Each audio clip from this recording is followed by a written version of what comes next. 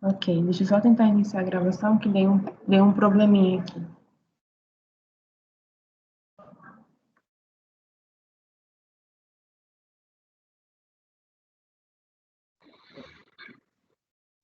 Podemos iniciar, Janaíne? Só um minutinho, presidente.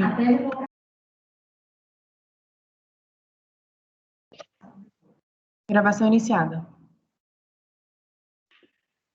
Muito bem, voltamos à sessão desta terça-feira.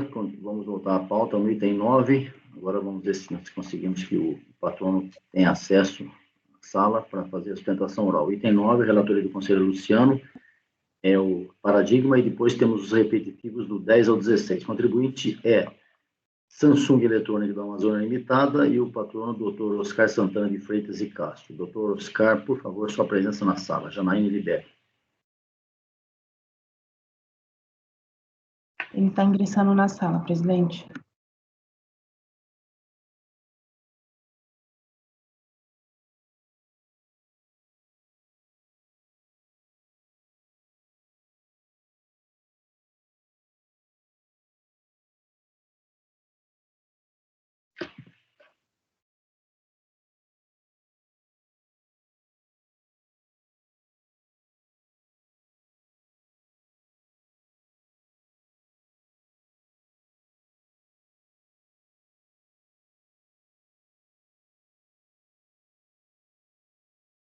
Ele está dando falha, eu estou admitindo ele aqui, ele está aguardando no lobby pedindo ingresso, eu estou admitindo, está dando falha.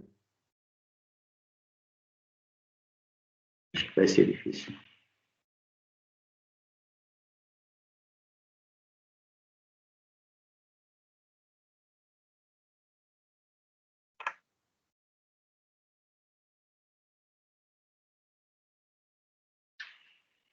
Persiste na falha aqui, presidente. Falha.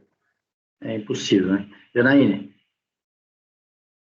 Sim, presidente. nós não temos condição de ficar esperando mais. Ele tente após o almoço para a gente resolver isso, senão a gente vai ficar aqui muito esperando. Você faz, perdemos mais de meia hora com isso aqui já, tá? Por favor, diga. Ok. Ele entrou, presidente. Entrou? Então vamos lá. Entrou. Não estou vendo. Não, entrou e saiu. Deu problema de novo.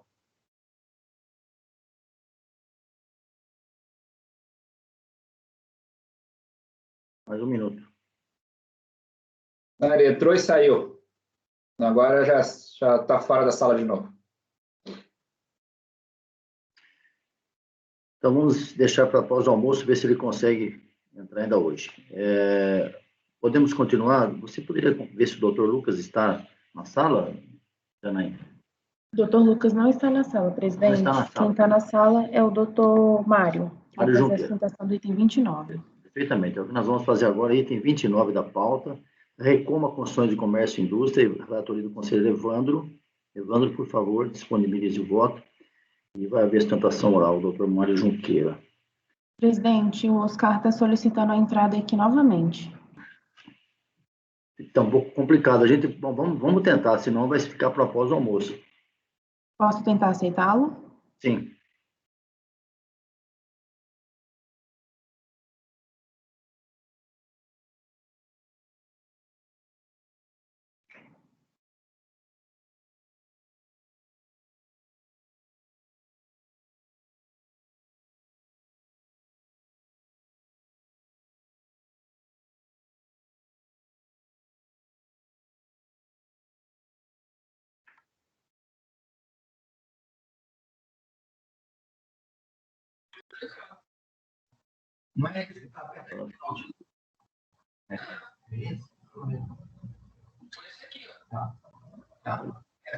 Oi, doutor.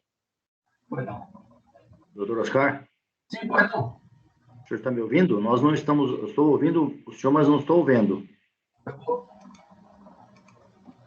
liberando aqui, presidente.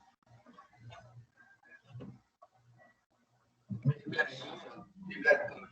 Isso. Isso. É só pegar a câmera e o microfone. Tira a câmera aí. Não está abrindo. Não está abrindo. Só o som. Só tem o som, o seu microfone, estamos ouvindo sua voz, mas a câmera provavelmente não está ligada ou não está disponível. Eles te tiraram da reunião. Foi lá que fecharam.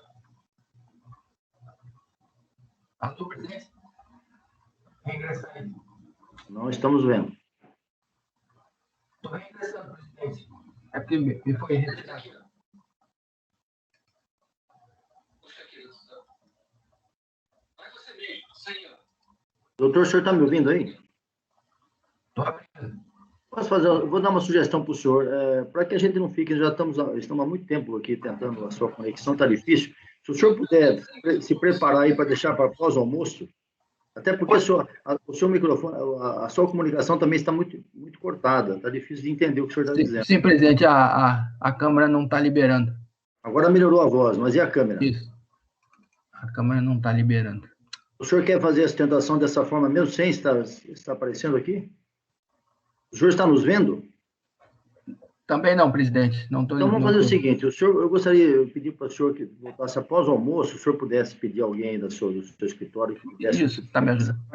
E a gente após o almoço tentamos novamente, tá bom? 14 horas, presidente? Depois das 14 horas, tá bom? Tá bom. Muito obrigado pela paciência e desculpe o incômodo todo. Perdão a todos. Até depois. Muito obrigado. Muito obrigado. Janaína, então, por favor, vamos agora... Temos que tirar o doutor da sala. Ok, farei a convocação. Doutor Mário Junqueira, o doutor Oscar acho que ainda está na sala aqui, está aparecendo a letra O aqui ainda. Hein? Expulsei ele, presidente. Perfeito, Marco. Então, doutor Mário Junqueira, por favor, item 29, para relatoria do conselheiro Evandro, Recoma Construções. Evandro disponibiliza o voto, enquanto o patrono entra aí. Eu vou ficar no link dela.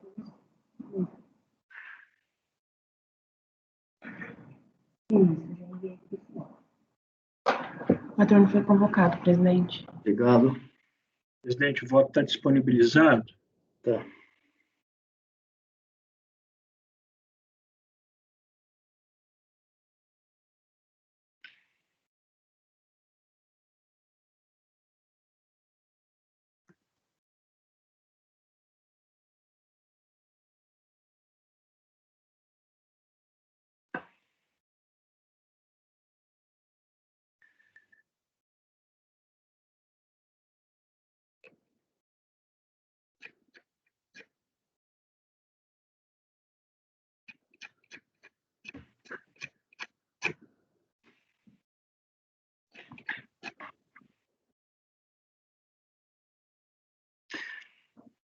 Doutor Mário. Bom dia. Doutor, o senhor está me ouvindo? Estou ouvindo. Está ouvindo? O senhor está nos vendo? Estou vendo. Não, a câmera de vocês eu não vejo. Agora sim, todos. Tudo bem. Muito bom dia, doutor. Seja bem-vindo. Muito obrigado. Nós vamos fazer agora o julgamento do processo do item 29, do qual o senhor é o patrono, o contribuinte é Recoma e a relatoria do conselheiro Evandro. Exatamente. O Evandro vai fazer um breve relato, o senhor tem o tempo regimental para a sua sustentação e os demais, por favor, com o microfone fechado. Evandro? Os conselheiros, vamos ao relatório aqui. Eu vou fazer um breve resumo aqui, embora seja um processo que envolve a maior parte da matéria dele de origem comprobatória, ou seja, de documentos apresentados pela recorrente quanto à comprovação das infrações. Em síntese aqui, embora o auditor, a autoridade fiscal, tenha achado melhor resumir em tópicos, né? Mas, em síntese, a gente tem uma infração aqui, os depósitos bancários não comprovados. Nós temos uma outra infração aqui, o passivo, né? Valores mantidos em passivo, que a autoridade fiscal alega que já foi recebido, os valores. A gente tem outra infração aqui, de glosa de custos, né, não comprovados, e nós temos uma outra infração aqui por não apresentação dos arquivos magnéticos no formato da IEM. Então, em síntese, são essas infrações, né? O contribuinte ele apresentou algumas documentações já durante o procedimento fiscal. Uma parte da documentação foi considerada e outra não, né? Na DRJ, né, o contribuinte volta a apresentar no acordo na sua impugnação, volta a apresentar outros documentos que também foram considerados. Por isso, a DRJ dá um provimento parcial e o contribuinte também se insurge quanto à qualificação da multa, né? A DRJ afasta essa qualificação no caso dos depósitos bancários, mas no caso da glosa de custos e dos valores mantidos no passivo, já, né, entendeu, já terem sido recebidos pela pessoa jurídica, ele mantém, né? O contribuinte também, algo importante aqui, ele alega a decadência, né? Ele alega a decadência argumentando que que foi pago, que ele tem recolhimento, né? Então, considerando o artigo 150 do parágrafo 4 do CTN, né, considerando a data que tomou ciência da autoinfração, já haveria decaído os fatos geradores de janeiro a novembro. A DRJ entende que essa receita é omitida. Então, ela entende que, já que não houve nenhum pagamento quanto a essa receita omitida. Então, portanto, mantém-se, ela não reconhece a decadência, por entender que se aplica o prazo do artigo CTN 173, e não reconhece essa decadência, né? Em sede de recurso voluntário, o contribuinte insiste nos seus argumentos e traz mais documentos ainda, né, quanto a essas infrações. Esse colegiado achou por bem, baixou em diligência para que fossem analisados, né, esses documentos apresentados. Durante a diligência, o contribuinte foi intimado novamente a apresentar a comprovação, né, a autoridade fiscal considerou, né, e uma análise exaustiva ali, né, ela considerou alguma parte da documentação apresentada, outra parte não. O contribuinte apresenta a manifestação quanto à diligência, né? E levando em consideração também um fato que não foi analisado pela DRJ, mas caso seja mantido a multa qualificada, também isso vai alterar a decadência, né? Ao voltar à diligência, né, eu já tinha feito, e eu vou adiantar uma parte aqui, que eu já tinha feito um acórdão sobre esse processo. Só que o contribuinte ele apresenta memoriais, né? Ele apresenta memoriais. E nesses memoriais, ele traz, ele insiste, o memorial dele é curtinho, mas ele insiste que foi feito o pagamento. E ele traz uma relação de pagamentos que alguns pagamentos não constavam, pelo menos dos documentos que eu analisei lá, que ele apresentou na impugnação, não constavam dessa impugnação original, né? Então, isso me gerou dúvidas quanto a esses pagamentos. Então, eu já vou adiantar, peço Vênia aqui para adiantar, e, embora já tenha sido discutido o mérito, já tenha sido analisado o mérito até em resolução, eu entendo por bem propor uma diligência desse processo. Para quê? Para verificar, né, se há, de fato, comprovar se há, de fato, recolhimentos quanto ao piso, COFINS, imposto. No caso do imposto de renda e contribuição, imposto de renda, o contribuinte já adiantou que ele teve prejuízo nos 3 primeiros trimestres, mas ele alega que teve retenções, né? Então, eu estou baixando o processo para que seja oportunizado primeiro ao contribuinte, desculpe, doutor, depois vou detalhar, mas só estou adiantando a minha diligência, para a gente simplificar as coisas, talvez não ficar discutindo todo o mérito aqui nesse momento. Então, para que o contribuinte seja intimado, ele apresentar relacionar novamente, apresentar todas as retenções que ele tem do imposto de renda e demais pagamentos, e que a unidade também possa verificar nos sistemas da Receita Federal que se ele tem alguma retenção de fontes, se terceiros informaram essas fontes, para que a gente possa se pronunciar sobre essa decadência, né? Então, já adiantando, eu estou propondo isso em resolução. Vou dar a palavra para o patrono agora, né, para ele se manifestar, né, nesse processo. Doutor, por favor, a palavra é sua. Senhor presidente, eu indago se Vossa Excelência preferiria primeiro decidir sobre a diligência, para que eu não faça uma ostentação, eventualmente, que vá se repetir. Sim, eu abri apenas a palavra ao senhor, se quiser se manifestar a respeito de algum assunto que ele falou, mas como a proposta dele é de diligência e, via de regra, a gente segue o que o relator propõe, porque é ele, afinal de contas, que tem o processo na mão, né? Se ele tem dúvidas, Exatamente. que está manuseando o processo, nada mais justo que faça isso. Inclusive, se eu não estou enganado, o senhor foi um dos conselheiros desse órgão, Foi, né? Então, o senhor conhece bem exatamente, o senhor conhece bem como funciona isso daí. Então, seja bem-vindo mais uma vez aqui na casa, embora virtual. Então, a proposta do relator é a conversão em diligência, pelos motivos já expostos, inclusive juntado em documentos que certamente têm relevância, para que a unidade de origem possa se manifestar. Alguém quer se posicionar? No caso contrário, em silêncio, eu vou entender como de acordo com a proposta do relator.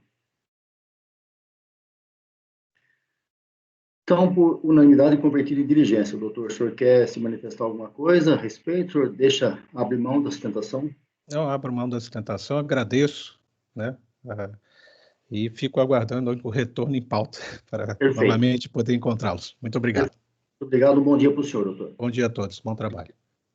Então, convertido em diligência, decisão unânime. Seguindo. Voltando aqui à nossa pauta normal. O Janaína, o item 22 continua não estando ainda, doutor. Ele não está na sala de espera, doutor. Deixar de lado isso aí. Vamos começar na pauta agora, na sequência normal. Primeiro item da pauta seria a relatoria da Júnia. Primeiro item que não teve sustentação. Repetitivo, NCT Informática. Júnia, por favor. É o primeiro, né? Número 1. Já está aí, presidente? É que eu vou aqui.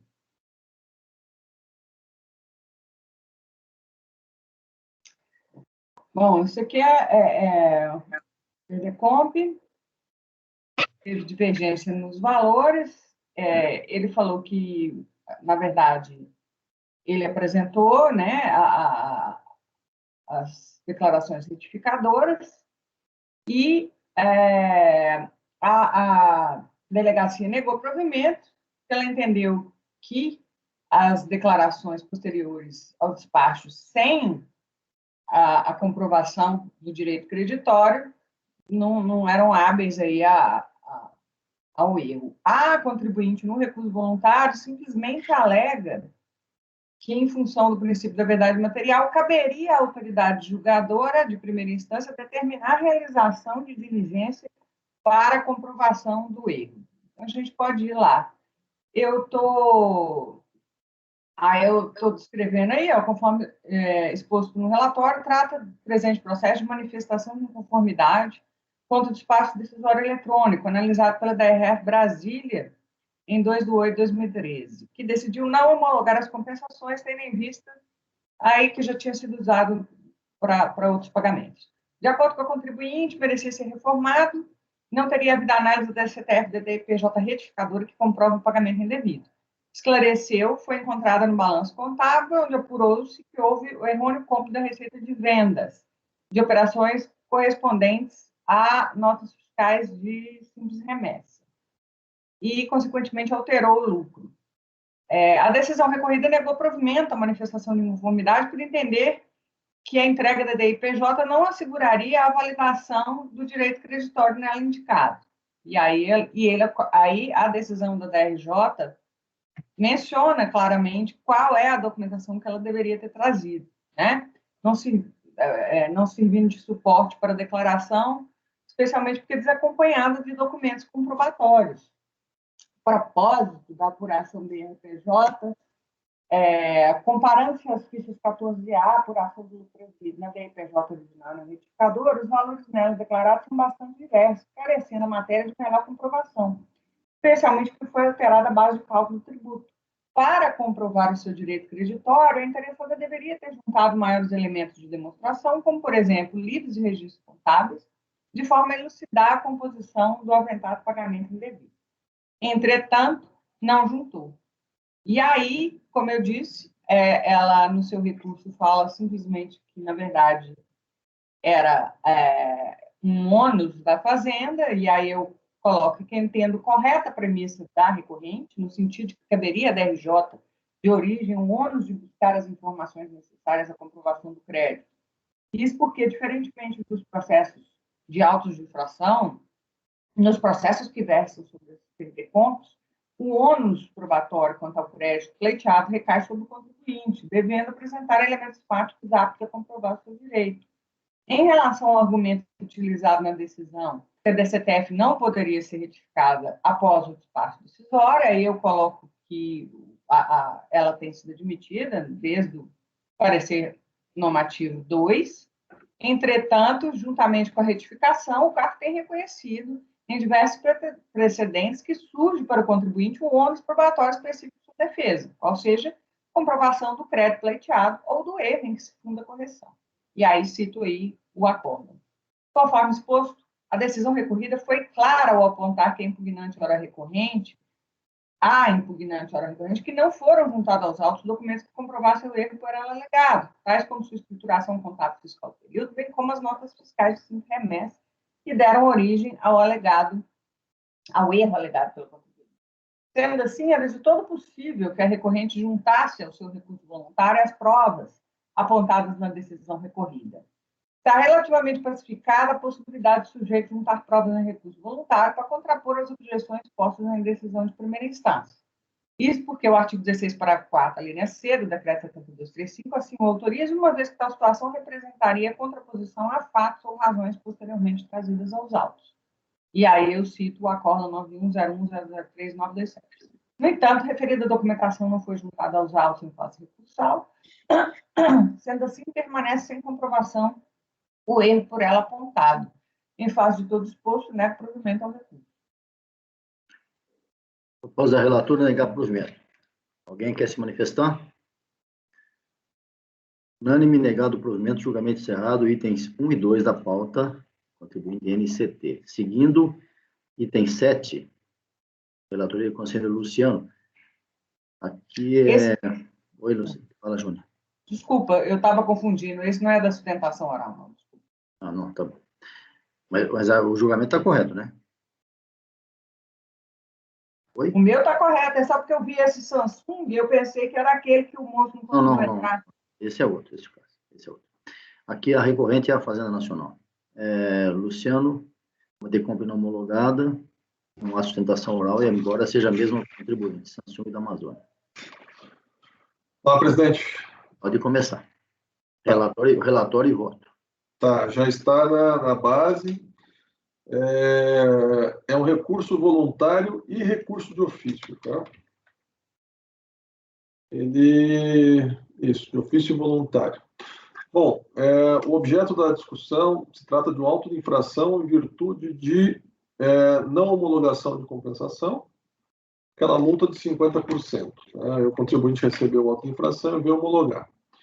Na impugnação, a impugnação afirma que houve equívoco na base de cálculo da multa, crédito e débito, porque a multa ela teria se baseado em legislação já revogada. E a legislação revogada, ela previa que a multa de 50% teria como base de cálculo o crédito apresentado, o direito creditório apresentado. Por outro lado, a nova legislação que revogou ela previa que a multa de 50% se daria sobre o débito. Tá? E aí houve indicação de dispositivo revogado como enquadramento legal, houve revogação, os argumentos ainda de impugnação, né? Houve revogação da legislação que fundamentou o AI, portanto, cerceamento de defesa, Não cabimento da multa por lei constitucional de petição, requereu anulação da multa. A DRJ, procedência parcial, a DRJ de procedência parcial, alegando em suma que não houve revogação da legislação que fundamentou, mas sim sua alteração, não houve cerceamento de defesa, retificação do valor equivocado, não anulação, portanto, não justifica a anulação da auto de infração, não caberia análise de constitucionalidade e a lei prevê a multa devendo ser aplicada. Nessa alteração, nessa procedência parcial, houve exatamente a aplicação adequada da legislação, presidente. Daí, no caso, multa de 50% sobre o débito pretendido que fosse compensado e não sobre o crédito requerido. E aí, isso originou o recurso de ofício.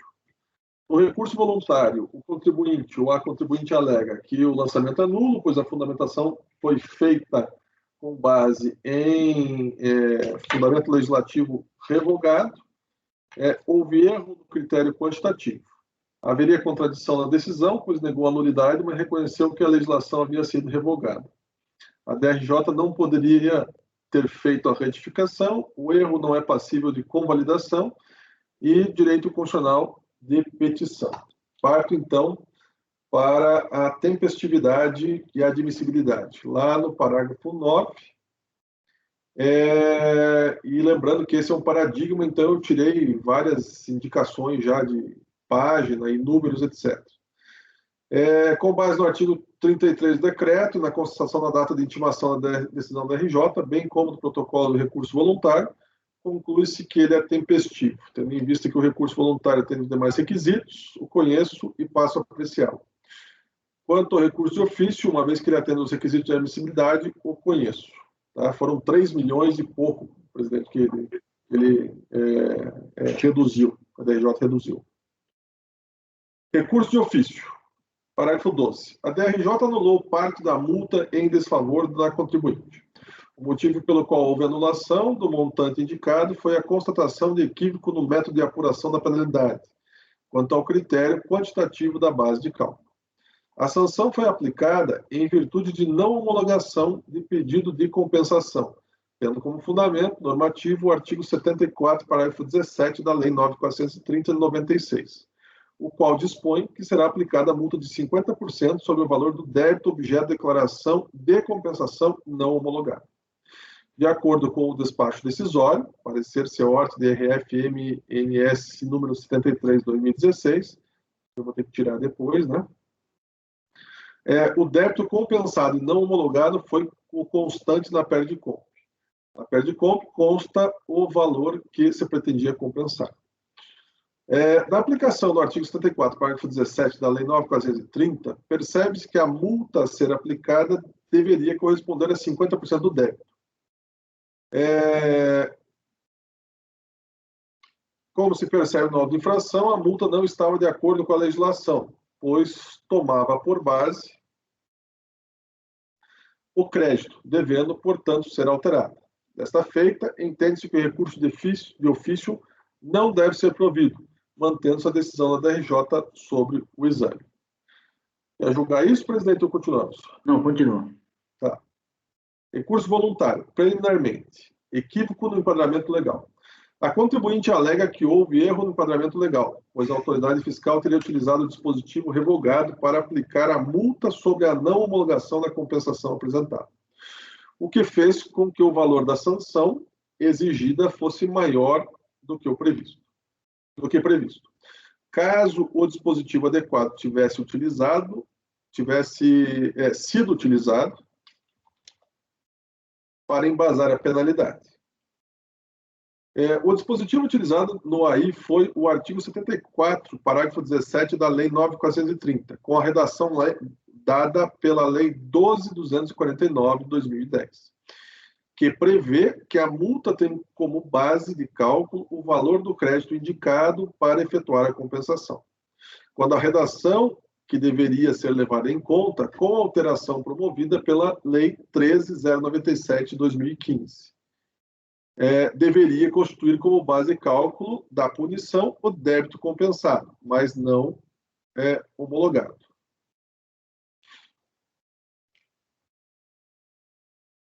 Só um minutinho, por favor.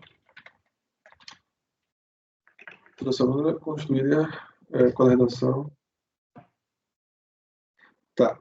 Mas vamos lá. Alega ainda que a DRJ não poderia ter feito a retificação, nem que o erro é passível de convalidação.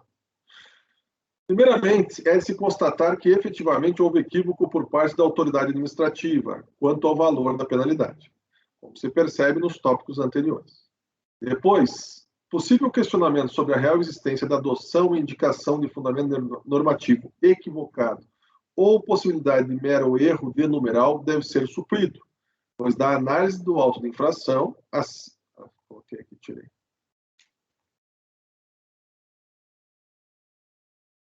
Consta expressamente que o fundamento normativo utilizado foi o equivocado, ou seja, o revogado pela Lei 13.097.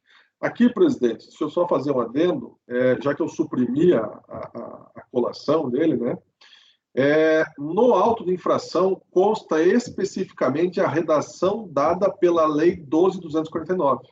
Porque eu pensei em determinado momento, poxa, será que não foi apenas ele indicou o dispositivo adequado, mas não indicou por qual redação que foi dada? Mas não. O auto de infração, ele consta lá, parágrafo 17 do artigo 74 da Lei 950, com a redação dada pela Lei 12.249. Que é a redação equivocada, que foi revogada. Depois, a redação adequada era a 13.097. A relação dada pelo artigo 62 da Lei 12.249 de 2010 previa que a multa incidisse sobre o valor do crédito objeto da compensação não homologada, o que motivou a autoridade fiscal a utilizar como base de cálculo o valor indicado na pérdida de conta, tendo como efeito uma multa de monta mais elevada do que o devido. Se o dispositivo atual fosse aplicado, então a multa seria de proporção bem menor. Assim, houve efetivamente o apontamento do dispositivo legal, na qualidade de enquadramento legal revogado, sendo o mesmo aplicado para definição de sanção, e não o mero erro de preenchimento de dados. Partindo da compreensão de que se trata de erro material que afeta o cálculo da base de cálculo, tem que mudar esse cálculo, mas enfim, depois eu mudo. Elemento estruturante da relação jurídica tributária deve a pretensão da recorrente ser acolhida, uma vez que o erro perpetrado não se enquadra no artigo 60 do Decreto 235/72, mas infringe o artigo 142 do CTN. Nesses termos, já definiu o CARF. Eu juntei aqui decisões, inclusive da Câmara Superior, a respeito dessa indicação, quando houver aí o erro legal, e que o erro do enquadramento legal, e que infringe o 142. Tá? Assim, por se tratar de vício material, deve o auto de infração ser anulado. Quer julgar preliminar, presidente, ou vamos para o mérito? Não, deixa eu perguntar uma coisa para você, Luciano. No recurso de ofício, a DRJ ajustou de acordo que a multa não seria sobre o valor do débito, é isso? Sim. Aí no recurso agora voluntário, você está partindo para cancelar totalmente a infração por erro material, é isso que eu estou entendendo? Isso. Ou seja, você está ao aceitar, ao acolher o recurso voluntário, você está praticamente fulminando o recurso de ofício. Na verdade, presidente, tudo depende do ponto de vista. Se eu analisar primeiro o recurso de ofício, eu entendi que o recurso de ofício ele tem que ser indeferido. Né? Então, portanto, a atitude da DRJ foi certa nas bases dela. Vamos supor em números. Se fosse 100, a DRJ deu 50, sobraram 50. Agora, no recurso voluntário, você está entendendo que o 100 está totalmente errado, é isso? Isso, exatamente. Então, engoliu o outro recurso. Eu fui analisando ponto a ponto, sistematicamente. Né? Como o recurso de ofício eu entendi que deveria ser analisado antes. Não, mas tudo bem. Vamos ao mérito, depois a gente já discute tudo junto. Vamos lá. O mérito eu já vi, tem pouca coisa. Tá, direito à petição. Requerente alega a compensação faz parte do direito de petição. Nesse caso, eu afasto, tendo em vista o artigo 26A e a súmula número 2. Essa é só o que sobra aqui do mérito. E, diante do exposto, voto no sentido de conhecer ambos os recursos, voluntário e ordinário, para, no mérito, negar provimento ao recurso ordinário. Quanto ao recurso voluntário, voto para dar-lhe provimento com base na preliminar, de forma a anular a multa em sua integralidade. No que diz respeito ao mérito, nega-se provimento, né, no recurso voluntário. Bom, deixa eu falar aqui, antes disso aí, na segunda linha aí, você está negando o provimento ao recurso de ofício. Isso. Depois o ordinário aí. Você escreveu... Desculpa, coloquei recurso ordinário, é verdade. Tá. E depois, lá no mérito, você, no que diz respeito ao mérito, negou o provimento. Na verdade, você não está conhecendo. Não, eu estou conhecendo.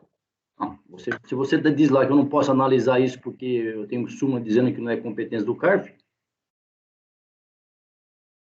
Aonde o senhor está falando isso, presidente? No mérito aí, na letra B do mérito, direito de petição. Você está dizendo que isso não é competência do CARF. Então, com respeito ao mérito, você não está conhecendo. Não negando, né? Não, nesse aspecto aqui, eu poderia, então, não conhecer, só que a gente sempre julgou assim, né? Porque o que prevê é o artigo Porque, 26... Luciano, só para me posicionar, eu entendi o que você quer dizer, só estou tentando fazer com que não haja um embargo, qualquer coisa nesse sentido. O mérito, pelo que eu entendi, tem dois parágrafos, dois itens, 20 e 21. Tá? Isso. A recorrente alega compensação faz parte do direito de petição, aí você está relatando. Isso. 21. Então, a análise demandaria controle funcional das leis, o que é vedado pela súmula CARF. Então, isso aqui a gente não pode conhecer. A questão... Tá bom, o direito de petição quer mudar, a gente sempre fez assim. Ô, Luciano, é porque é o seguinte, eu acho que eu estou entendendo o que o presidente está... Bom, se for. É porque, normalmente, o recurso ele tem uma alegação, vamos colocar lá, 5 alegações. No meio delas tem alguma de inconstitucionalidade. Aí a gente julga que, em relação àquela alegação, bom, pronto. Só que me parece que aqui o mérito se restringe unicamente a uma alegação de inconstitucionalidade, me parece. Entendeu? É isso que eu estou falando, exatamente. Eu acho que seria isso, porque a única coisa que tem em relação ao mérito é uma alegação de direito de petição, mas eu acho que também não gera embargo, não. Não muda nada aí na definição final, mas apenas tecnicamente é o mais correto, porque se você está arguindo matéria de cunho constitucional, não conhecer, não temos competência para conhecer isso, apenas isso. Tá bom, eu entendi, e na verdade eu gostaria de saber, eu não vejo problema, eu acho que tecnicamente está mais certo assim mesmo, ou seja, o mérito só há a alegação desse tema, o fato é que nos recursos futuros nós temos que começar a citar, então, que a gente não vai conhecer aquela matéria do mérito. Mas é porque, por exemplo, só para te explicar, quando existem, no meio de uma série de alegações, né, um cara fala, inclusive para simplificar o dispositivo, às vezes eu coloco lá, no mérito, né, ou simplesmente, eu sempre tento ser econômica no dispositivo do acordo, entendeu? E aí eu coloco, nega provimento. Mas, eventualmente, colocaria, em relação à alegação tal, não conheço parcialmente. Mas eu confesso que eu também nunca fiz isso. Normalmente não faz essa divisão. É assim, olha, deixa eu tentar resumir isso aqui. É assim, quando tem muitas coisas que não quiser, quando quiser dividir tudo que está pedindo, eu uso esse argumento, esse jeito de escrever, e não é ninguém é obrigado a escrever como eu escrevo, cada um tem seu jeito. Eu tenho vários assuntos, alguns são de cunho constitucional, eu já começo meu voto dizendo: afasto por não conhecer as matérias de fundo constitucional alegadas pelo contribuinte conforme súmula CARF número 2. Eu não digo quais são, eu digo simplesmente isso e acabou. Depois eu vou para o mérito analisar o que está lá. Então é só isso que eu quero dizer. Ninguém é obrigado a seguir o que eu estou dizendo. Agora, se tiver embargo, depois tem que discutir os embargos, só isso. Não, perfeito, eu acho que é o mais adequado. Eu não fico citando, olha, o contribuinte alegou confisco. Não, eu digo genericamente, as matérias de cunho constitucional, que o contribuinte sabe muito bem quais são, eu não conheço, é simplesmente isso. Bom, o que o conselheiro está dizendo, a DRJ reduziu a multa corretamente, e depois ele está dizendo que o que sobrou também, eu acho que não pode ficar, porque há um erro material. É isso. Alguém quer se manifestar? Eu queria esclarecer algumas coisas. Então, vamos lá. Ô, Luciano, ela colocou como fundamentação legal a lei nova e calculou com base na antiga, foi isso? Isso, exatamente. Mas, ou seja, ela, no fundamento do lançamento, já está a lei tal como a DRJ deu. Não entendi a pergunta. Seguinte, pelo que eu entendi, você está dando o problema do erro material, eu estou querendo entender para ver se é isso mesmo que eu estou pensando. O sujeito fez o lançamento e colocou como fundamentação legal do lançamento a lei nova, que daria um valor menor. Só que na hora de calcular, ele calculou com base na lei antiga, foi isso? Não, Júlia, exatamente, eu pensei, eu posso te dizer que quando eu fui elaborar esse voto, eu pensei, inclusive, em uma vez uma discussão que nós tivemos e que você me falou isso. Aquele caso, eu perdia, eu lembro que havia até indicação, eles refizeram os cálculos na DRJ, né? Uhum. Nesse caso, não. O auto de infração, ele consta efetivamente o dispositivo da lei antiga. Uhum. Okay. Não é o dispositivo da lei nova e erro de cálculo. Ok. Erro com a base na lei que ele estava citando. Ele indicou o enquadramento legal equivocado com base na redação da lei antiga, e os cálculos foram feitos com base no fundamento que ele deu. Então, houve um erro. Entendi. O erro seguiu. Você entendeu o que eu estava pensando, né? Que ele tinha mencionado a lei nova e calculado com base na antiga. Não foi isso. A DRJ estava correta. Por quê? Porque a fundamentação estava correta, ela simplesmente estava adequando ao cálculo a fundamentação que já tinha sido utilizada. Entendeu? Não foi isso. Okay. A fundamentação estava errada. Ok. Obrigada, presidente. Ok, mais? Proposta do relator. Negar provimento ao recurso voluntário, dar provimento ao recurso... Desculpa, negar provimento ao recurso de ofício, dar provimento ao recurso voluntário. Votando, Marco. Presidente, é um caso sui generis, tá? Eu só, geralmente, tá? Eu não estou me posicionando ainda em relação ao caso concreto, mas geralmente nesses casos, a questão de enquadramento legal, há uma preocupação maior no processo, no meu entender, na minha visão, no processo administrativo, aonde se busca a verdade material, se o contribuinte está, se os fatos estão devidamente enquadrados, tá? Há um correto enquadramento, onde a questão é se há uma dificuldade e, por consequência, cessamento de defesa. Então, na realidade, a questão do enquadramento legal, ela, de certa maneira, na minha visão, eu vejo ela um pouco relativizada no processo administrativo, desde que seja sanado por devido enquadramento, situações fáticas, esclarecimentos, etc.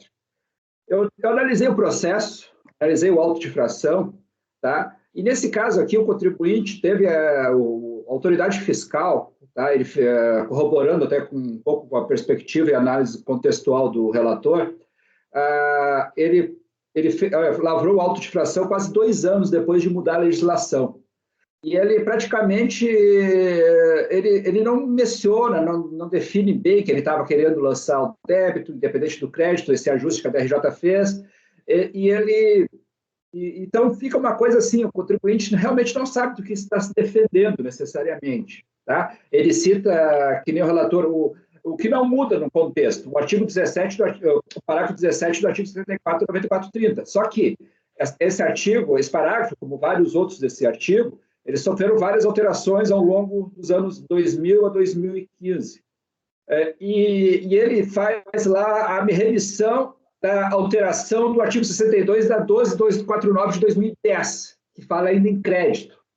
Tá? Então, nesse caso aqui, analisando todo o contexto processual, eu entendo que houve uma falha gritante no auto de infração, porque aqui não dá para... Eu entendo que não é superável, tá? Pelos fatos expostos, correlatos à legislação, então eu vou acompanhar o relator. Pagano. Com o relator, presidente. Evandro. Com o relator. Júnior. Com o relator. Iágaro. Com o relator. Marcelo. Também, presidente. Acompanho. Também acompanho. Unânime. Negado o provimento ao recurso de ofício e dado o provimento ao recurso voluntário, cancelando os lançamentos. Julgamento encerrado. Presidente? Sim? Só para constar aqui, então eu vou mudar a questão do mérito aqui para não conhecer o mérito, né? Ok. É só um detalhe, até para evitar um eventual... É mais técnico isso mesmo. Mais técnico. Seguindo. Obrigado, Luciano. Seguindo, item... Se eu não pulei alguma... Presidente, licença. O doutor Lucas, que vai acompanhar o item 22 a 26, ele está na sala de espera. Ah, ótimo. Então, vamos fazer esse julgamento em itens 22 a 26 da relatoria da Júnia. Ele vai só fazer o acompanhamento. Rigeza, celulose, papel e embalagem. Então, pode convocar o patrão, doutor Lucas, por favor. Ok, irei convocá-lo. Júnia, disponibiliza esses votos aí. Já está disponibilizado, presidente. E também, Júnior, ele tem outro, os itens 87 a 91, deve ser da quinta-feira, não sei, ou da quarta. Isso. Poderíamos também ver se já fazemos junto isso aí, se for mais ou menos a mesma coisa. Tá? Não é mais ou menos, assim, alguns são, outros não, tá? Acho que aqui, eu não sei se nós vamos ter tempo, porque nós vamos ter que, alguns nós vamos ter que passar separadamente. Então, deixa para o dia correto. O patrono foi convocado, presidente. Obrigado. Vamos fazer só o 22 a 26 mesmo.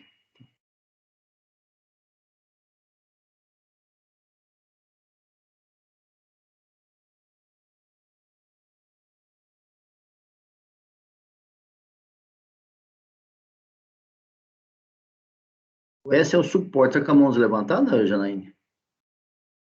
Será que sou eu? É Janaíne. Não, presidente, eu queria só comunicá-lo aquilo mesmo. Ah, tá bom. Ok. Júnior, Lucas. A Júlia... Não estou, não. Eu levantei só porque eu pensei que era minha mão que estava levantada, mas não. Não, Júnior, é que tu está com a câmera desligada, só isso. É? Desculpa. Verdade. Acabei desligando aí. Doutor Lucas, bom dia. Bom dia, presidente. Bom dia, turma. O senhor vai fazer acompanhamento do julgamento do processo, são os itens 22 a 26 da pauta. O senhor vai acompanhar o contribuinte que o senhor representa no caso. É a Rigeza, celulose e papel, e a relatoria da conselheira Júnia. Júnia, como vai haver apenas o acompanhamento, pode o relatório ao voto. Presidente, eu acho que a gente pode ir para o mérito, tá? Isso aqui é um auto de infração de...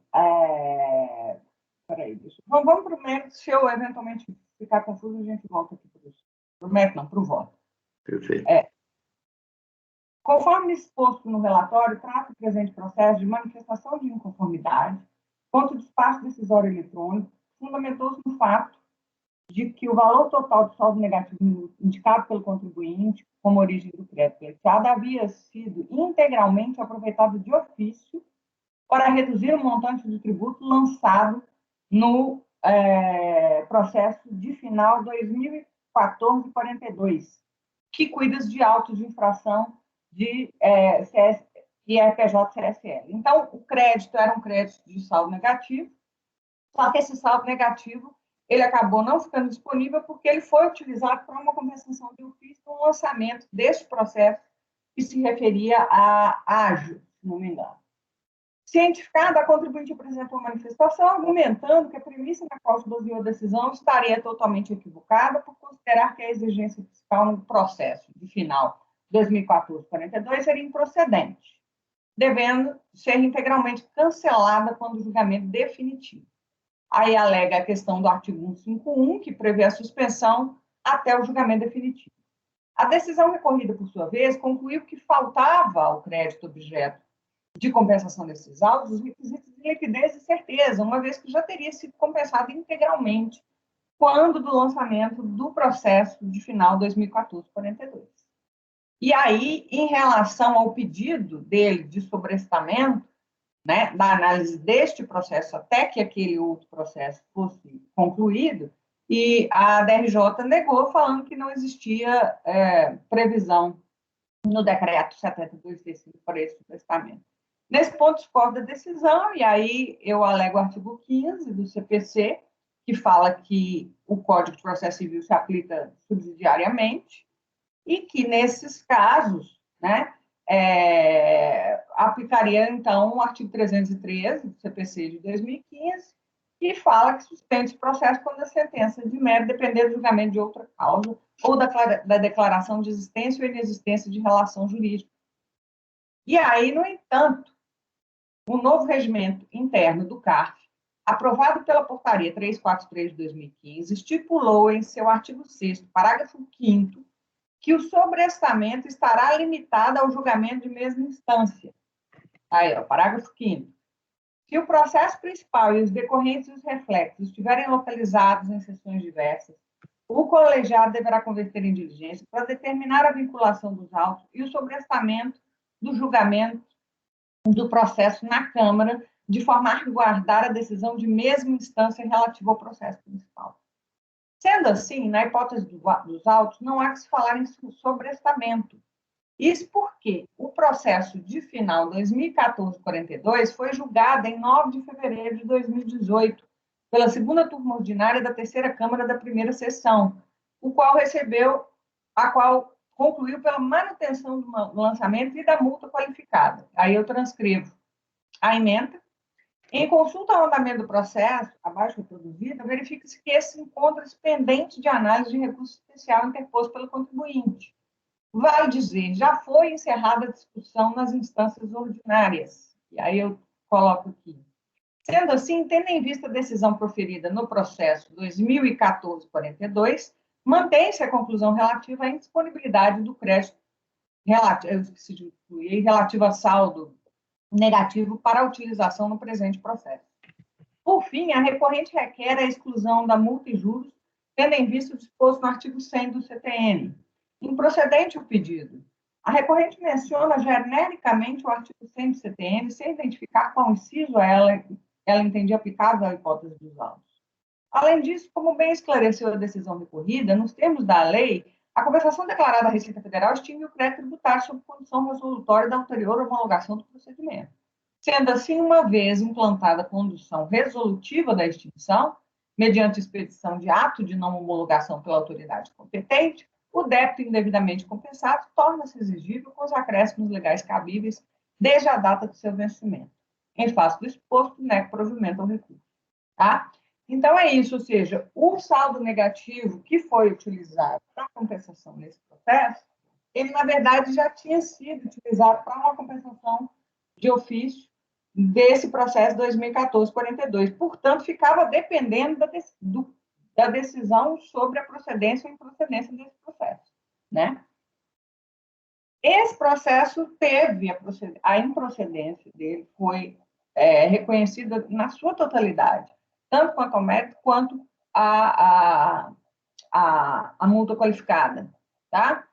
Eu até entendo que seria o caso de sobrestar, sim, porque são situações que uma depende da outra, mas, nesse caso, a gente tem por premissa aqui na turma que o sobrestamento é pelo julgamento de mesma instância com base no regimento do CARF, tá? De fato, o processo ainda está ativo, porque teve recurso especial, mas como a gente adota que o sobrestamento ele vigora até a decisão de mesma instância, eu estou entendendo que a gente já está apto e que não teria que haver sobrestamento nesse caso. Como voto, presidente? Obrigado, Júnior. Alguém quer se manifestar? Levanta a mãozinha. Marcelo. Não, só apresentar uma observação. Eu confesso, tá, eu não conheço o posicionamento aqui da turma, mas eu acho que uma coisa é as hipóteses do RICARF e outra coisa é o sobrestamento em razão da prejudicialidade, né, tal como previsto lá no CPC. Então, assim, eu acho que o sobrestamento, tal como posto pelo RICARF, decorre de uma relação de alguma hipótese de vinculação do processo, né, e ele traz lá, acho que 3 hipóteses. Mas nós vamos ter hipóteses outras, como, por exemplo, sei lá, a gente está discutindo o caso de simples. E aí, às vezes, a exclusão do simples decorre de um fato discutido em outro processo. E, via de regra, sobresta-se ou suspende-se o julgamento do processo do simples até que aquele processo, digamos assim, principal, seja julgado. E não é com base nos dispositivos do RICARF que esse sobrestamento é feito, mas é feito, eu acho que com base na própria prejudicialidade do julgamento. Porque, vejamos só, se o julgamento dos autos pela Câmara Superior é julgado de maneira favorável ao contribuinte, o que acontece? Ora, por óbvio que vai afetar o julgamento aqui, eventualmente. Então, assim, eu acho que não é uma questão de vinculação dos processos, tal como posto lá pela norma do Ricardo, mas de sobrestamento pela própria prejudicialidade. Alguém quer falar? Júnior? Marcelo caiu. Não, eu de fato acho que existe a prejudicialidade, tanto coloquei no meu voto, mas eu entendo, e a gente, enfim, tem adotado aqui, já teve uma discussão longa sobre qual seria a extensão. Nós já fizemos vários sobrestamentos em várias situações. E existiam, inclusive, acho que inclusive o meu voto inicialmente era até para sobrestar até o julgamento final, né? Do que a gente chamaria aí de processo principal, mas a turma aqui frequentemente e adota também como fundamentação, eu até discuti isso, porque eu falei, gente, por que a gente adota decisão de mesma instância? Aí eu até conversei com a Edeli, e, coincidentemente, esse processo, eu liguei para ela e falei, mas por que é mesmo que a gente adota o sobrestamento até decisão de mesma instância? Porque eu sempre mas eu acho que essa questão... E ela falou, olha, a gente adota, ou adotava, né, na época que era aqui, o sobrestamento em mesma instância por força do RICARF, tá? Então, de alguma maneira, o RICARF é um parâmetro, tá? Então, mesmo que você não esteja precisamente naquelas hipóteses, que eu também tenho dúvida, tá? Porque o saldo negativo aqui, de fato, que é o que está sendo discutido do crédito, foi utilizado no processo A, né? Então, existe uma prejudicialidade clara, disso eu não tenho dúvida. Mas, em razão desse posicionamento que a gente já adotava e sempre adotou, inclusive em processos que envolvia compensação de prejuízo, e eventualmente aquele prejuízo ia impactar no que a gente está discutindo aqui, a gente sempre optou por fazer essa decisão em mesma instância.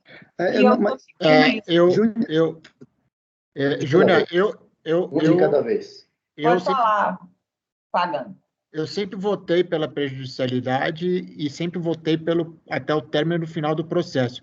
É que eu sempre fui voto vencido na turma, mas eu acompanho as posições feitas pelo Marcelo. Alguém mais quer se manifestar? Deixa eu ver. Pagando, já falou? Senhor presidente. Luciano. Presidente, eu já antecipo que eu tenho um processo semelhante a esse aí, e eu acho que o mais adequado seria um apensamento mesmo, de uma outra vinculação direta. Mas, por força do RICARF, lá pelo artigo 6º, tal, e parágrafo 6º, eu, na minha decisão, eu entendi que teve de haver o sobrestamento, e não o apensamento direto. Mas, enfim. Isso, veja bem, e até, Júnior, eu concordo com esse argumento de estar em mesma instância quando a gente está falando da vinculação nos termos do que o RICARF estabelece. E por que tem que estar na mesma instância? Por uma questão procedimental. Se a gente está mandando vincular um processo, seja por conexão, decorrência, a gente não tem como pegar um processo, por exemplo, que está aqui com a gente em uma TO e mandar para uma DRJ, por exemplo. A gente também não tem como pegar um processo que está aqui com a gente e mandar, por exemplo, para uma Câmara Superior. A gente estaria pulando etapas. E aí sim faz sentido esse argumento da mesma instância quando a gente está falando de vinculação, seja por qualquer uma das hipóteses lá previstas. Eu acho que, no caso, a gente não está falando de vinculação. É um sobrestamento em razão de uma questão prejudicial. Assim, e aí, mais uma vez, eu acho que esse argumento faz total sentido. Eu acho que o caso aqui não é de aplicação de RICARF. Eu acho que não é uma questão de vinculação, entendeu? É uma questão de sobrestamento, sim, em razão da prejudicialidade. Eu confesso que eu, inclusive, fiquei na dúvida e Júnior, eu até... Júnior, vamos contextualizar, para a gente já definir. O julgamento desse caso, ele dependeria de algum outro? Ou algum outro depende desse? Esse é o ponto. Esse processo, tá? O que o Marcelo falou é correto. Se, eventualmente, o processo de ágio, primeiro, foi admitido, que ainda está para admissibilidade, o recurso especial. Segundo, for provido, ou ainda que parcialmente, que pode ser, por exemplo, que ele seja provido na questão da multa de qualidade, não sei. Ele foi integralmente mantido. O saldo negativo que foi usado aqui, tá? Ele não existe atualmente como crédito disponível aqui, porque foi usado para compensação de ofício lá. Entendi. Tá? Então, assim, para mim, que existe prejudicialidade, eu não tenho dúvida.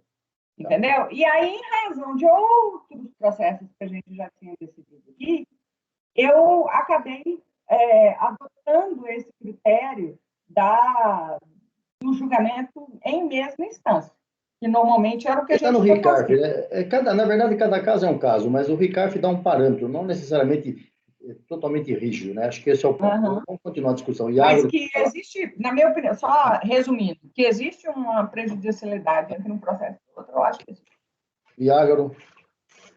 Eu estou olhando aqui com mais calma agora o artigo 6º do RICARF, e me parece que realmente não é caso de vinculação esse caso aqui.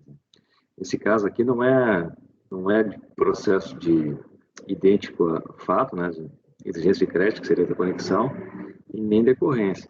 O que o contribuinte fez é o seguinte: ele alega um crédito que a fiscalização disse que compensou de ofício em outro processo. Isso. Tá certo. Então, é um caso clássico de prejudicialidade. Sim, presidente, eu posso manifestar? Eu não me oponho ao sobressalente. Júnior, só um minutinho. Parece que nem deveria ser trazida essa questão do... É um caso clássico do que, Iágaro, você disse? De prejudicialidade mesmo, não é? Porque se aquele auto de infração lá for mantido, aquela compensação de ofício, ela é legítima. Agora, se o auto de infração for cancelado, aquele crédito ele vai subsistir. Né? Não é nenhuma dessas hipóteses de conexão nem de decorrência. Você está certo, concordo. E acho que, inclusive, é mais prudente até. Está certo. Agora, Júnior, se tu me permite, nesse ponto, eu acho que caberia só talvez um parágrafo para dizer que não se aplicaria o 6º, ao invés de... Pode ser, sim. Para falar que eu não estou sendo incoerente com todas as outras decisões que eu já vi. Que nós não estamos cumprindo o regimento. Tem certeza que isso aqui não é um caso de decorrência? Não. Marco, olha só, decorrência é quando, a partir de processos formalizados em razão de procedimento fiscal anterior ou de atos sujeito passivo acerca do direito creditório ou benefício fiscal. A compensação dele aqui não decorre do processo formalizado anterior. Quem fez a formalização do processo anterior foi a própria fiscalização que compensou de ofício. Me parece que é diferente, entendeu? Não é decorrência. Decorrência seria se nós tivéssemos, por exemplo, 2 processos, um de exclusão do simples e outro de lançamento dos serviços dele decorrentes. Ok, aí estamos diante de uma decorrência. Júnior, você mudaria o voto? Eu entendo que é caso de decorrência, Iago. Eu vou mudar o voto, presidente. Desculpa, já vou adiantar, eu concordo. Até agradeço as observações aí, Marcelo, Iágaro, Luciano. Está certo. Nesse caso aqui não seria vinculação, é prejudicialidade, e eu acho que existe possibilidade de sobrestamento pelo CPC. Isso, usa o CPC e tira fora o RICARF daí. Isso, aí eu tiraria o RICARF e sobrestaria. Perfeito. Acho que tem bastante sentido. Quem mais quer? Marco, estava falando? Vai lá, Marco, de novo. Eu reconheço. Oi, um de cada vez, Marco. Eu reconheço a questão aqui da prejudicialidade é gritante, no caso dos autos, tá? A discussão aqui, se nós aplicamos lá o parágrafo 5º do artigo 6º do RICARF. Eu entendo que o caso aqui é de decorrência, mas isso não obsta, até porque o contexto ali do parágrafo 5º, tá? Que nem alguns já comentaram, a ideia deles é tentar fazer o julgamento na mesma instância. E eu entendo que é a solução mais adequada, tá? Já que há uma decisão na mesma instância aqui, para manter a coerência do RICARF, é que seja replicada a decisão do processo principal nesse processo e por consequência, negado provimento, contudo, esse processo deve ser vinculado ao outro, para aguardar a execução por decorrência. Eu entendo que esse processo aqui é de decorrência, é uma discussão de compensação em virtude de uma glosa de ágio no outro processo principal. Então, até para a gente permanecer o regulamento do RICARF, até porque é uma questão processual. O fato é o seguinte, a regra geral é que todo processo tem vida própria. As exceções têm que estar disciplinadas na legislação processual, administrativa ou civil. Tá? Eu reconheço a prejudicialidade, contudo, eu entendo que se aplica aqui o artigo 6º. Contudo, para não prejudicar o contribuinte numa eventual discussão desse processo específico, dependendo ainda do outro, eu entendo que é o caso aqui de replicar a decisão, contudo, ele deve ser sobrestado ou vinculado ao processo principal. Eu reparo só, não quero polemizar muito, mas o meu reparo é que a decisão daquele processo ela não influencia de forma direta esse. Entendeu? Assim, são matérias distintas lá. O que aconteceu foi que a fiscalização, ao proceder o lançamento, ela fez uma compensação de ofício, na hora que ela estava aplicando o critério material na base de cálculo. Quando é decorrência, é diferente um pouquinho, assim, entendeu? É como se eu tivesse, por exemplo, lá um saldo negativo lá, e aqui eu tenho um crédito em que influenciou um outro saldo negativo de um outro período que viesse para esse processo aqui. E lá eu chego alguns anos e digo, olha, não tinha saldo negativo naquele ano e isso geraria influenciaria aqui, que é uma discussão que nós tínhamos aqui no passado nessa turma. Aqui o caso é um pouco diferente, sabe? Quanto mais eu leio aqui, mais eu me convenço, assim, ó, se nós vamos ver o inciso 2, a definição de decorrência utilizada pelo Ricardo, ele fala, constatada a partir de processos formalizados em razão de procedimento fiscal anterior, ou de atos do sujeito passivo acerca de direito creditório de benefício fiscal, ainda que vinculem outras matérias autônomas. Não é esse caso.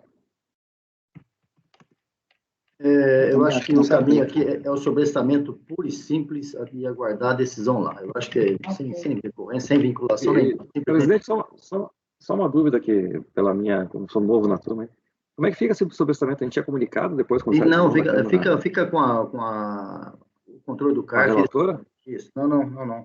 Mas é comunicado, eu já tive processo assim. É comunicado, sem problema nenhum. Isso eu também já tive, é comunicado, sim.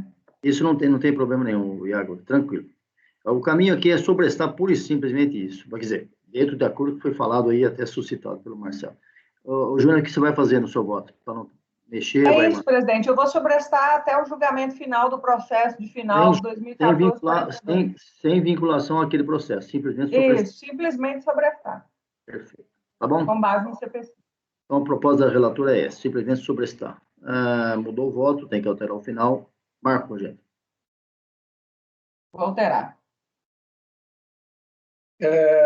É só sobrestar, simplesmente isso. Não, tranquilo. Conceitualmente, eu entendo que é decorrência, tá? Mas, contudo, eu entendo que aqui é um caso que a prejudicialidade é gritante e depende do outro processo. Tá? A gente já oscilou um pouco nas discussões dos anos que eu estou nesse colegiado, tá? A gente já teve para um lado, para o outro. Quem ficou um pouco o pé nessa questão foi a Ideli, até quando ela estava na presidência da turma. Mas por causa da redação aí do Ricardo. Mas eu entendo que aqui é um caso de prejudicialidade gritante e tem várias soluções e nesse caso aqui eu acompanho o sobrestamento. Pagano?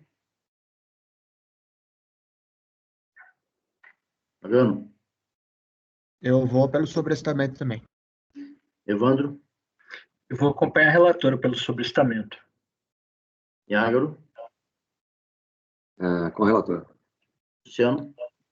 Acompanha a relatora, presidente. Marcelo? Também, presidente. Eu também acompanho e acho que o Ricardo dá um parâmetro, sim, claro, né? Até porque tem que ter uma normatização, mas não é o caso aqui. Esse processo não é uma decorrência daquele, mas ele tem tudo a ver com aquilo. O que decidir naquilo vai influenciar nesse. Qual é a solução? É juntar com aquilo? Não, a solução é sobrestar. O dia que decidir aquele decide esse.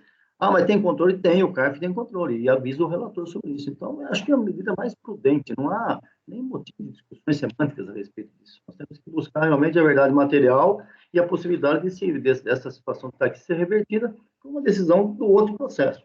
Agora, por que foi feito o que está no Ricardo? É justamente o que disseram, todos disseram aí, manter a mesma posição hierárquica e tal. Mas não é o caso aqui é a aplicação do CPC. O juiz não pode decidir uma causa se tem uma outra vinculada pendente com essa daqui, é difícil. Então, o julgamento encerrado, doutor, deu o senhor entender a decisão aí? Perfeitamente. Sobrestado o julgamento, até a decisão final daquele outro lá. Muito obrigado, um bom dia para o senhor, tá? Não, presidente. Obrigado. Vamos encerrar a parte da manhã com mais um processo. Só a relatoria do Pagano, são os itens 17 e 18. É repetitivo também. Somos Idiomas S.A. Item 17 é o paradigma, o 18 é o repetitivo. Pagano, por favor, relatoria, breve relato e o voto. Júnior, depois me passa o final do seu voto para que eu possa corrigir aqui. inclusive fazendo citação desse processo que está... Tá, pode deixar, Cipollone, te passo. Presidente, é o seguinte, esse processo é um recurso voluntário, né, que interposto face ao acordo da RJ. O presente processo trata sobre notificação de lançamento de multa por compensação não homologada, tratada no processo administrativo de final 2015-16, cujo espaço decisório possui o seguinte rastreamento, né? A multa foi lavrada com base no parágrafo 17, artigo 74 da 9430, com alterações posteriores. A multa foi exigida mediante a aplicação do percentual de 50% sobre a base de cálculo, resultando no crédito tributário no valor de 102 mil, aproximadamente. Então, eu vou falar o seguinte, nós temos um processo de compensação, a compensação não foi homologada, então foi lavrado um auto de infração, impondo a multa isolada, tá? E aqui a gente está tratando da multa isolada. Deu para entender ou precisa explicar um pouco mais? Tranquilo, vai em frente. Tá, o recurso é tempestivo, eu admito. Aqui eu também vou propor um sobrestramento com base na prejudicialidade, até que o outro processo seja definitivamente julgado. Ou seja, nós temos um processo, ele não foi julgado pelo CARF ainda, mas ele foi julgado pela DRJ, tá? Que é o processo de compensação. E enquanto aquele processo de compensação não for julgado, eu entendo que esse processo de aplicação da multa deve ser sobrestado. Porque caso a compensação seja efetivada, ou seja, homologada no outro processo, esse processo deverá ser cancelado. Caso contrário, esse processo deverá ser... Aí teria que julgar o mérito do processo, na verdade, né? Tá? Então, aqui eu estou aplicando a prejudicialidade, tá? Só que aqui, por causa da nossa discussão anterior na turma, eu apliquei o parágrafo 4º e 6º do artigo 6º do RICARF, só que eu aplico conjuntamente com o artigo 265 do CPC, porque eu entendo que é prejudicialidade. De forma resumida, é isso. Alguma dúvida? Quem? Marco levantou a mão ou é da outra vez ainda? Presidente, só queria lembrar que tem duas soluções nesse caso, né? A gente já tem julgado, tem ido para uns dois lados, tá? As multas do parágrafo 17 do artigo 74, 9430, eles têm o parágrafo 18, que se caso o processo principal que decorreu a multa por não homologação, tá? Eles entrarem na discussão administrativa, a multa aplicada com base no parágrafo 17 só vai ser executada depois da decisão final lá. Então tem essa ressalva, até para evitar esse tipo de prejuízo. Eu não veria maiores problemas aqui de nós já julgarmos, aplicarmos a decisão, com a ressalva de aguardar a decisão, porque esse é o processo que só vai ser executado em virtude do outro processo. Tá? Existe previsão legal explícita. A gente já julgou no início alguns processos meus dessa linha. Tá? Eu não vejo maiores prejuízos, até porque se sobrestar, vai voltar o processo, depois tudo. Para mim, já poderia até resolver isso aqui, colocando essa ressalva aí do parágrafo 18. E a unidade de origem que vai controlar isso. Não precisa o processo voltar depois à pauta aqui do julgamento. Só queria lembrar disso. Mas aí teria que mexer no voto do pagano. Não, tranquilo. A gente já votou também que nem um pagano aqui. Eu geralmente voto, quando chega um colega apresentando a proposta dessa linha, eu voto pelas conclusões, porque os efeitos na prática é mesmo. Só que em termos de praticidade pro colegiado, é que esse processo vai voltar à pauta no futuro. E se tu, digamos, dar provimento, negar provimento, contudo com a ressalva de ter que respeitar o parágrafo 18 do artigo 74 e 9430, esse processo já iria para a unidade de origem, contudo ficaria sobrestado, tá? Isso tem lá a previsão da suspensão de exigibilidade, enquanto o outro processo não fosse julgado. E aí, dependendo do resultado do outro processo, é que vai ser executado ou não. Pagano, você levantou a mão ou eu estava aqui só a mão levantada? Quem, presidente? A mão está levantada aqui, não é para falar nada não, né? Não, isso foi do passado. Mas essa discussão, a minha mão está levantada do processo passado. Tira daí. Não, mas já aproveitando então o ensejo, a discussão que o Marcos impôs aqui, a gente já julgou, eu sempre votei pelo sobrestamento, mesmo porque existe aqui uma fase processual, é uma questão de que você tem que analisar processo por processo separadamente, né? O artigo 18, ele não fala claramente claramente sobre a questão do julgamento do acórdão. Se você aplicar simplesmente o artigo 18, você retira a força do acórdão proferido pelo próprio CARF, ou seja, o CARF vai ser um mero homologador, dizendo assim, tem que aguardar aquele processo da não compensação. A gente já discutiu isso algumas vezes, e pelo que eu me lembro, salvo o melhor juízo, o único que votava assim era o Marco, e o resto da turma acompanhou o sobrestamento. Bom, deixa eu posicionar, então, sua proposta de sobrestamento. A respeito disso, acho que o Marco disse, ele tem razão, você também tem razão. Eu tenho alguns processos de minha relatoria que eu nem trouxe para a pauta, porque eu fiz exatamente o que o Pagano acabou de dizer, a sugestão do Pagano, mais ou menos nesse sentido. Eu entendo que o simples fato do parágrafo 18, artigo 18, dizer que está a impugnação lá, a manifestação de conformidade lá, suspende o daqui, eu mandei de volta para a DRJ julgar. Eu acho que a DRJ tem que julgar, tem que ter o duplo grau de jurisdição normal, a DRJ tem que julgar, até porque muitas vezes essa multa vem depois dessa homologação aí que não foi aceita, em 2, 3 anos depois. Então, eu tenho 3 ou 4 casos que eu mandei tudo de volta para julgar no DRJ, a impugnação da multa. Aí sobe os 2 para julgar aqui. Então, não tenho dúvida nesse aspecto. Para mim, isso aqui teria que ir embora. Nem deveria estar em julgamento aqui, deveria ter voltado para a DRJ. Já que está, que seja sobrestado. Esse é o meu ponto de vista também. Então, vamos colocar em votação, pagando a proposta dele é sobrestar. Marco já disse a posição dele, mas também concordo com o sobrestamento, mas peço a palavra dele novamente, por favor. Eu acompanho pelas conclusões, presidente. Perfeito. Evandro. Levanta sem microfone. Eu vou acompanhar o relator e votar pelo sobrestamento. Perfeito. Júnior? Com o relator. Iago? Com o relator. Luciano? O parágrafo 18 ele prevê que suspende a exigibilidade, né? Não o julgamento. Diz que não pode analisar, né? É claro. Tem que analisar, isso é um absurdo. Exatamente, não tem porquê. Eu vou com o relator, presidente, nesse caso. Marcelo? Também, presidente, acompanha. Eu também acompanho, o Marco foi pelas conclusões, então vai sobrestar. Lembrando a Júlia e o Pagano, né? Esses 2 processos, acho que não sei se vocês fizeram em forma de resolução, isso aqui, da sobrestamento é resolução, né? Certo? Eu vou mudar para a resolução, porque eu mudei meu voto, né? Não, pode deixar. Eu pus como resolução, presidente, mas se precisar eu posso mudar. Não, é a resolução, é o correto, só por isso. Vamos parar então para o almoço, pessoal. Janaína, muito obrigado aí em Brasília. A gente vai almoçar, são 12h20, voltamos às 15 para as 2, 14 horas, para ser mais